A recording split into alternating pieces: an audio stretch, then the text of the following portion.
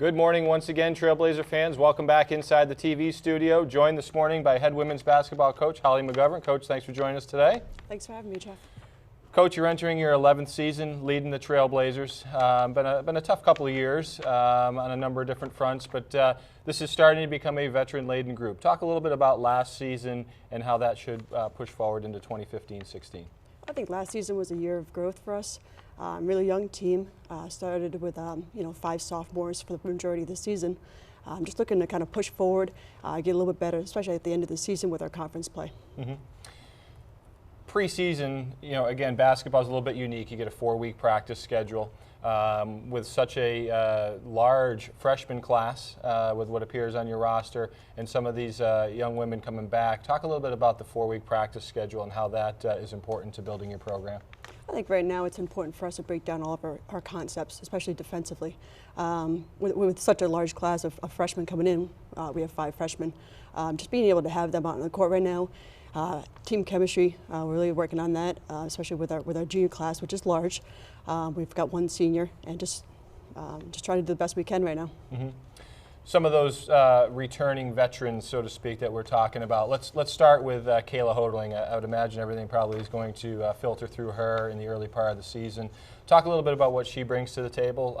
She finally had a fully healthy year as a sophomore, but has been a mainstay in your lineup ever since her freshman season. Talk a little bit about what she's going to have to bring to the table. Kayla, for us, is one of those players that within the conference should be one of the better players in our conference. She has all the tools, all the skill work. She just needs to be a little more driven right now, but really looking forward to her having a great season. Yeah. Got a couple of nice complementary players to go along with her. Let's first start with point guard Ashley Clausen, again entering her 3rd season in a Trailblazer uniform, started the majority of those games at the point. Talk about what she's going to bring to the table. I think everybody wants to have a player like Ashley on their team. She's a player who is driven constantly every single day in practice, a great work ethic, wants to be an on-ball defender, is our best on-ball defender. And just right now she's leading us in practices, and whatever we're doing is kind of revolving around what she's doing right now. Mm-hmm. So we've covered the point, we've covered the post position.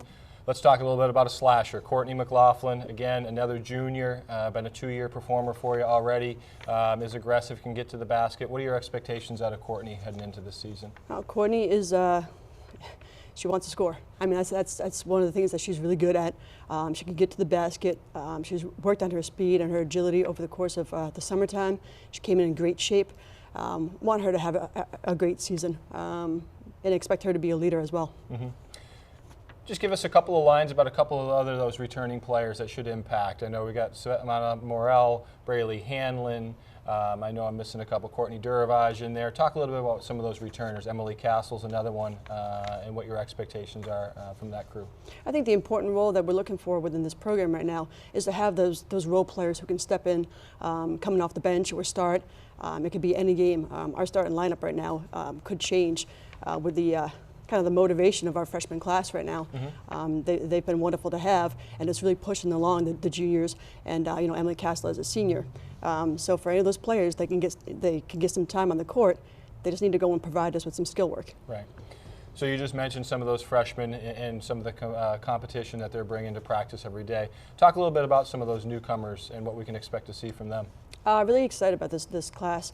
One of the things we had to improve upon was our 3-point shooting from last season, and felt like we brought in some offensive players who can go and stretch out the defense.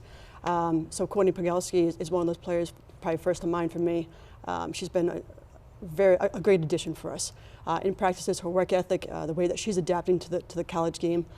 She's a slasher, but at the same time, she can post up and she can come out and shoot the ball a little bit. Mackenzie Robinson. I really like watching her and Ashley work together on the floor. Both our point guards with that type of mindset, but at the same time, they can go into the off-guard positions, and allows us to have another ball handler. Very intelligent player. Excited to have her also. Mm-hmm. So that's a little bit about the personnel. We open up this weekend, Saturday, down at the Smith College tournament, open up with RIT. Talk a little bit about what your expectations are in the opening tournament. I know it's going to be a challenge for us. I think the energy is going to be there. It's whether or not we can maintain our focus throughout the entire game. I've seen great growth with us in our defenses and the schemes that we're presenting.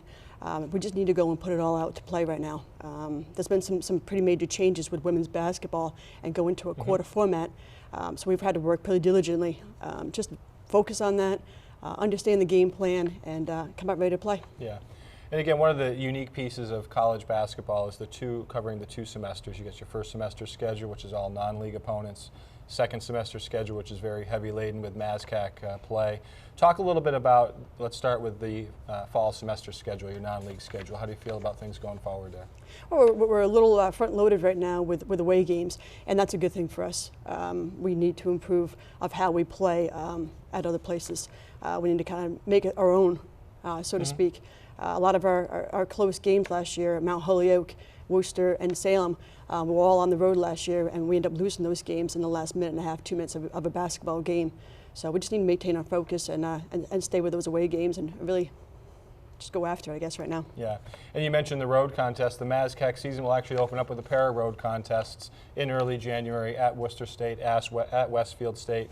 Talk a little bit about the importance of trying to get off to a good start and then looking ahead to MASCAC play. Well, the good thing with a non-conference schedule is we've got 11 games to figure it out. And hopefully by that time, when we're heading off to Worcester, we're prepared, we're ready to play basketball. Yeah. In a nutshell, can you give us one thing that you feel that your program needs to do to take that step forward, be a factor in the conference, and really take that next step to the next level? Yeah, it's just a pretty simple phrase for us, but it's turn the corner. We're no longer that inexperienced program. We have experienced players. Just got to come ready to play basketball every night. Great. Coach, I appreciate your time here with us this morning. Best of luck. As we spoke about, MCLA will open play this Saturday down at Smith College at 4 p.m. against RIT. Fans, for everything MCLA athletics, stay in touch. Facebook, Twitter, Instagram, and YouTube. Thank you and have a great morning.